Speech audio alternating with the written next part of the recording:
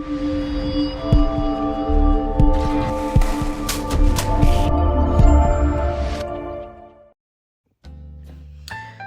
so I want to do a quick video on the home buying process. Just keep in mind that it may vary from state to state, and it may vary from agent to agent. So what one agent may do, another agent may not do. We're independent contractors, so we may run our businesses differently, like, according to what's best for us. Okay, so to get it kicked off, the very first thing that I would prefer is a buyer's consult. Not everybody has to do a consult, that's fine. I've did plenty of sales without doing a consult. We still got it done. We still got it done with no issues. It's absolutely nothing wrong with that. The reason I prefer to do a consult is because that's where we narrow down everything that you want. So we get your definitive areas. We eliminate things that you're not interested in. So if you don't want to if you don't want to live in a place where it's HOA, that's the time that we find it out. If you don't want to live in a place that got certain trees, I don't know, certain amount of bedrooms, bathrooms, that helps us to narrow down the criteria that you're interested in or not. So I feel like a buyer's consult is very necessary. So, we're sending homes back and forth. I'm sending you 5 or 6 homes. I'd rather them be something that you're interested in. So if you don't like your master bedroom being on the first floor, you prefer it to always be on the second floor, it's no point in me sending you homes with the master suite on the primary floor. So those are the kind of things that we discuss during the buyer's consult. It can be anywhere from 30 minutes to an hour. It can be over coffee. It can be over the phone. It can be over Zoom. It doesn't matter. But like I said, you're not obligated to get a consult. That's just how I would prefer to start the process. Okay. Second of all is the pre-approval. You would either get your pre-approval from a mortgage lender or broker, or you would just get it from your bank. The reason people prefer their banks is because they've been with them a long time. They already know their assets. It's easy to verify them. A lot of people want to be loyal to their banks. You've gotten your car and your apartment, you've done plenty of things through your bank. It's nothing wrong with wanting to get your house through your bank. I don't see anything wrong with that. The reason that I would prefer a mortgage a mortgage loan officer or a mortgage broker is because, one, they can shop around. They have so many different rates, so many different programs that they can give you. What you may not qualify for the bank, a mortgage loan officer could probably qualify you. And also, it's easier to access them. So basically, with the bank, they're available to me Monday through Friday, 8 to 5. With a mortgage loan officer, I can talk to them at 8 or 9 p.m. I've had a mortgage loan officer to write me a pre-approval letter for my client at 8 p.m. and we submit the offer at 9 p.m. And we actually did get the bid.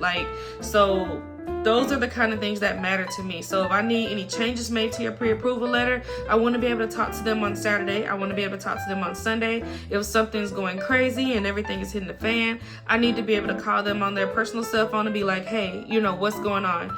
With a traditional banker, we don't have their phone numbers. We don't have their cell phone numbers. All we have is the bank number, and we have to get transferred over to the lending department, and we have to type in those extensions. So it's really more of an access thing for me. But by all means, like I said, I have nothing against banks. It's just, it gives me more time to build a personal relationship with that mortgage broker. And they're able to shop for rates. Okay, so the next thing in the process would be shopping. My favorite part, actually, where we go out and look for homes. And like I said, like I mentioned in the beginning, the shopping portion may vary from agent to agent. So I like to show as many homes as possible, especially starting out. So of course, and I very much so encourage you to keep notes, because after a while, all the houses start looking alike. But, some agents will only show you a maximum of 5 houses a day. Some agents will show you on a drop of a hat, hey, I need to go see a house right now. And, they're there. I do the same thing as well. I'm the agent that's probably going to show you 15 to 20 houses a day. First of all, I really like looking at houses. Second of all, I'm a firm believer that, if you see as many houses as you can, you get more. So it's a difference in looking at them, when I send them to you, as opposed to when you actually get to go through them and walk in them and just get that feel of what's for you and what's not. It makes it a lot easier to eliminate homes. And that's not us rushing through homes. That's us taking the time to walk through them. If they have chairs, you probably can sit in them, go up and down the stairs. Just see see if it actually feels like homes. Most of the kids that I have that go on showings with us, like that they go as a complete family, like they're actually picking their rooms. Like they want to know, you know, that it feels like home to them. So yes, like it is very much important to me that you see as many homes as possible, because you don't know, your dream home might be in that first batch. But like I said, each agent has their own way of showing, you know. As long as we know the homes that you want to see in advance, we can go see as many as you want to, as long as you have that pre-approval letter. Now, some people that don't choose to have a consult, they do want to go out and look at homes before the pre-approval. I always would say I would rather have a pre-approval, but before I show you a home, and like it's really becoming a mandatory thing with me. But for those who don't have a consult and they wish to just kind of get a vibe and see how we work together, I don't mind showing a couple of homes without one. I'm not gonna go see 10, 12 homes without one, you know, because we never know how the pre-approval process is going to turn out. But I definitely can understand that, you know, especially if, I don't know, you just find me off the YouTube video, or if you just find me on Facebook or TikTok or something. I want to establish that rapport with you before we, you know, start going out and working together. Okay, the next thing would be your offer. Well, we put in offers, we're just waiting. I do want to make it clear that the time frame that sellers pick offers vary as well. So you do have, so after we submit an offer, you do have some people that, well, some sellers, they're like, we're going to evaluate offers as they come in. And then you have some sellers that's like, no, we're going to sit up and collect offers for about a week. Or after we have a really strong open house, that's when I'll start evaluating offers. Sometimes, well, a lot of times the sellers are out of town. So we have to wait till they come back in town, and then they start reviewing offers. And so, you know, it's just a matter of who the seller is. So whenever we do submit an offer, I do my due diligence by calling the listing agent and say, hey, are you guys evaluating offers as they come in? Or are you just kind of collecting them until you kind of see what you want, and then you're going through them on a net sheet? And so, you know, that's something that's out of my control. The next thing that we will probably hear is either, hey, the seller went with somebody else, or hey, your offer's been selected, you know, congratulations on getting your offer selected. So that's just a full disclaimer, you know, that I don't have the power to get our offer selected. It's just a waiting process for me, the same thing as it is for you.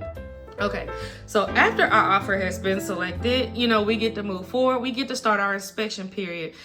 Before you start your inspection period, you have 3 business days to pay your earnest and option money. It's basically like a deposit that if you choose to back out of the home, it goes back to you.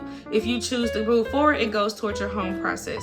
So the option period is anywhere from 3 to 7 business days.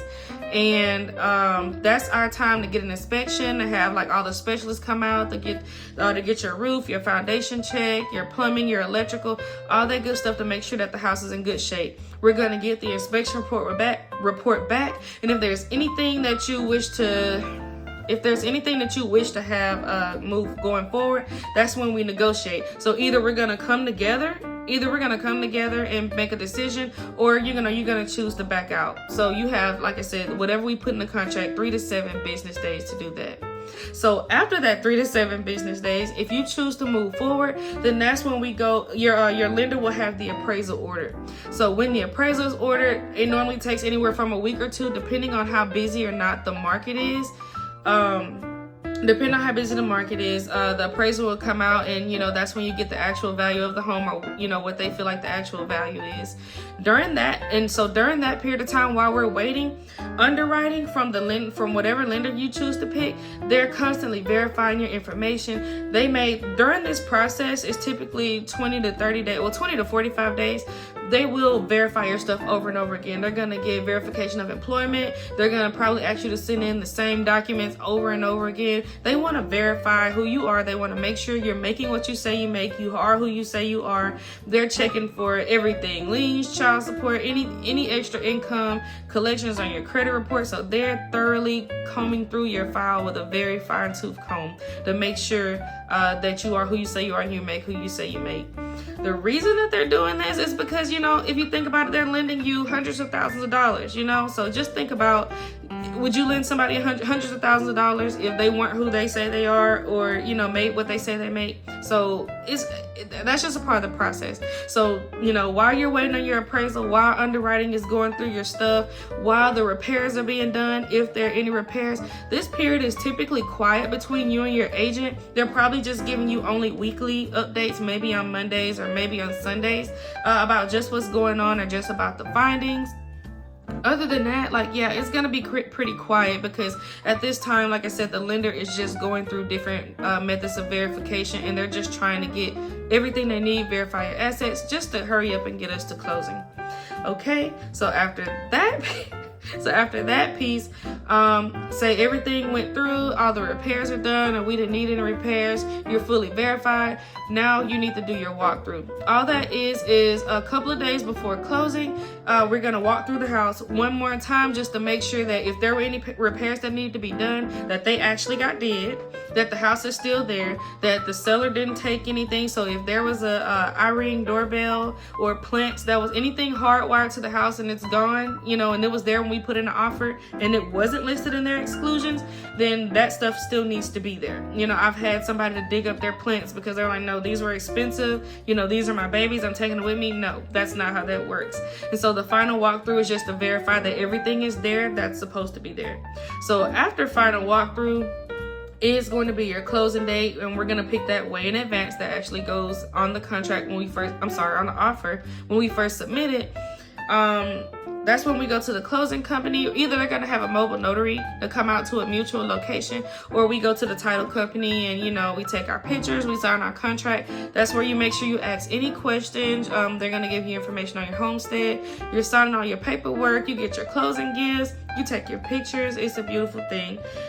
You don't get your keys until funding. So it's, you know, it's closing and funding. So funding is when your file has been officially funded. All the funds are wired over. Buyer has paid seller. Seller has got the money. That's when you get your keys.